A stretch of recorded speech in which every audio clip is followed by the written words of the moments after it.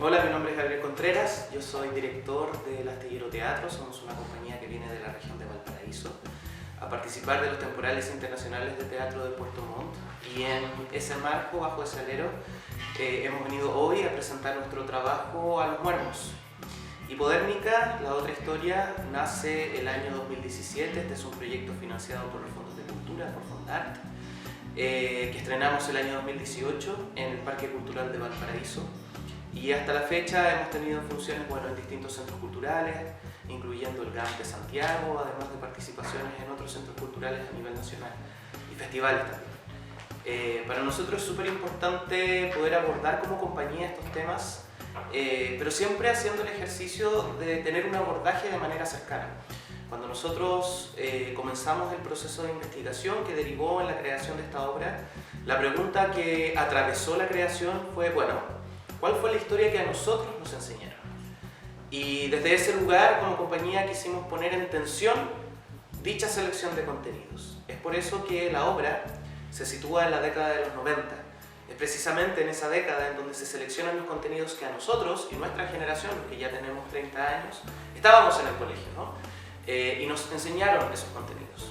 Desde ese lugar quisimos poder establecer ciertas tensiones y ciertas preguntas,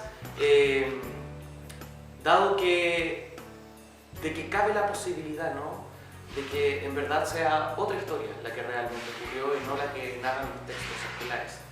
A propósito de eso, en conjunción con una teoría de la ciencia de la comunicación, de la sociología, perdón, que tiene que ver con esta aguja hipodérmica, en donde los grupos de poder inyectan ciertos contenidos en los ciudadanos de manera de que la opinión pública pueda hacer un viraje, ¿no es cierto?, en su forma de pensar y mirar lo que finalmente señalan los grupos de poder. Quisimos hacer el mismo ejercicio con esta obra. Por eso hipodérmica, ¿no? Es una cita a esta teoría de las comunicaciones, pero llevada a los libros de historia, no a los medios de comunicación, entendiendo también de que el libro de historia, el libro, un texto escolar, también opera como un medio de comunicación.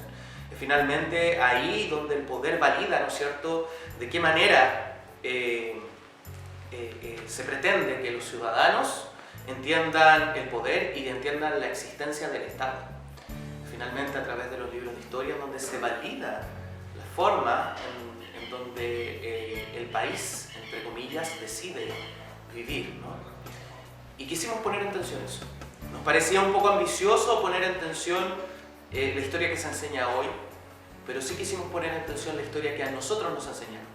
Nosotros estuvimos en el aula donde nos decían, por ejemplo, que el pueblo mapuche era flojo, que el pueblo mapuche es violento por naturaleza, pero si nosotros revisamos, ¿no es cierto?, los registros, claramente nos vamos a dar cuenta de lo contrario. Es el choque, o es la imposición, perdón, de una cultura, ¿no es cierto?, hegemónica, la que denigra las otras culturas para poder validarse a sí misma. Desde ese lugar la obra toma ese cuestionamiento y lo pone en escena bajo la perspectiva de tres profesionales de la historia que se reúnen, ¿no es cierto?, en esta sala de reuniones subterránea en un edificio público para definir los contenidos de los libros de historia. Y va a haber una voz disonante que no va a estar de acuerdo, y bueno, sin contarles la obra completa, esta disonancia va a generar, ¿no es cierto?, y va a precipitar el final de la obra. Siempre haciendo un llamado claramente a poner en cuestión lo que nosotros damos por verdad, siendo que hoy existen muchas verdades.